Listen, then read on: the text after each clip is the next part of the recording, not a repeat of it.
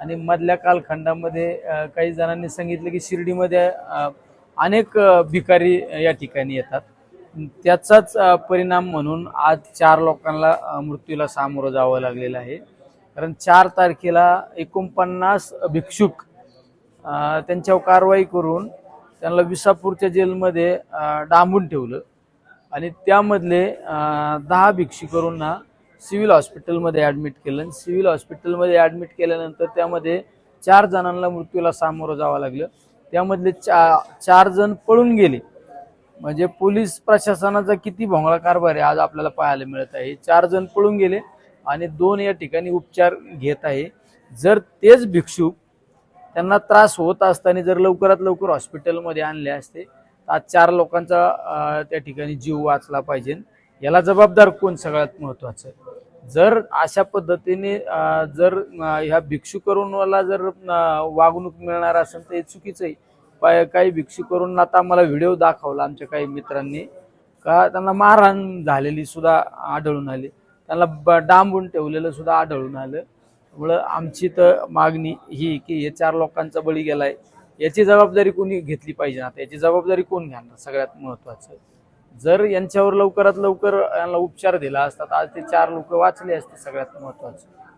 आणि आमची एक मागणी की या सगळ्यांचा PM त्या संभाजीनगरला घाटी हॉस्पिटलमध्ये करावा। त्यांच्यासोबत घातपात झाला संशय, त्यांना मारहाण झाली दिसलं ना, व्हिडिओमध्ये दिसलं त्यांना मारहाण झाली, त्याला डांबून ठेवलेलं व्हिडिओ आपल्याकडे सगळ्यांसमोर आहेत ना। सगळ्यात महत्त्वाचं आणि कस्टडीत असताना 4 भिक्षुक पळून गेले ना, म्हणजे पोलीस प्रशासन काय करीत होतं हे सुद्धा सगळ्यात महत्त्वाचं। सिव्हिल हॉस्पिटलमध्ये आणल्यानंतर आपले गार्ड ठेवणं अपेक्षित होतं। मला कुणीतरी सांगितलं की ज्येष्ठ गार्ड त्या ठिकाणी ठेवले होते, तरुण गार्ड ठेवायला पाहिजे होते ना। जर चांगले गार्ड असते ते पळून गेले नसते ना। ही सुद्धा पोलीस प्रशासनाची जबाबदारी। तुम्ही त्या शिर्डीतून आणल्यानंतर लवकरात लवकर हॉस्पिटलमध्ये ॲडमिट केलं असतं तर जीव वाचला असता ना।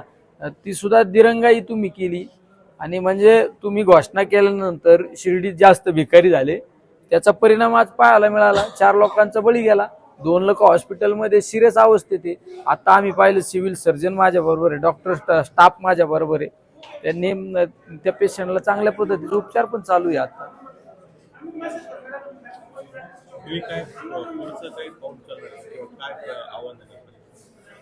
आज आमच्या आताच्या परिस्थितीत आमच्या जाधव साहेबांचं आमच्या सगळ्यांचं म्हणणं एक आहे की या 4 लोकांचा नेमका मृत्यू कशामुळे झाला। उपास आता आम्हाला काही जणांचं सांगणं आलं की त्यांनी 4 दिवस अन्नत्याग केला, मग अन्नत्याग केल्यामुळे झाला। काही जणांचं म्हणणं आलं ते अल्कोहोलिक होते, अल्कोहोलमुळे झाला, अजून कुठल्या कारणामुळे का मारहाणीमुळे झाला। जर या गोष्टीच्या मुळाशी जर जायचं असेल तर त्यांचं PM पोस्टमार्टम हे औरंगाबादला घाटी हॉस्पिटलला झालं पाहिजे। ही आमची सगळ्यात महत्त्वाची भूमिका आहे। 4 लोकांचा मृत्यू हे प्रशासनाने घेतलेला बळी नाही, प्रशासनाने घेतलेला बळीच आहे। मी तर तेच म्हणतो की या 4 लोकांच्या मृत्यूचे जबाबदार कोण? प्रशासन। एका काही युवा नेत्याच्या हट्टापायी या 4 लोकांचा बळी गेला ना। आजपर्यंत कधी आवाज उठवला नाही, फक्त शिर्डीत भिकारी जास्त झाले म्हणून आजपर्यंत कधी कारवाई केली नाही। त्या शिर्डीमध्ये कधी कारवाई नाही केली, फक्त एका नेत्याने घोषणा केली, जाहीर केलं की शिर्डीत सगळ्यात जास्त भिकारी फिरतात म्हणून पोलीस प्रशासनाने घाईघाई त्यांच्यावर कारवाई केली, उचलून विसापूरमध्ये टाकले। अरे तुम्ही कारवाई केली, आमचं म्हणणं आहे भिक्षा मागणं हा एक गुन्हा आहे, त्याचं आम्ही समर्थन करत नाही। तुम्ही त्यांना जर त्यांच्यावर कारवाई केल्यानंतर तुम्ही जेलमध्ये डांबून ठेवत असाल तर ही सुद्धा प्रशासनाची चूक आहे।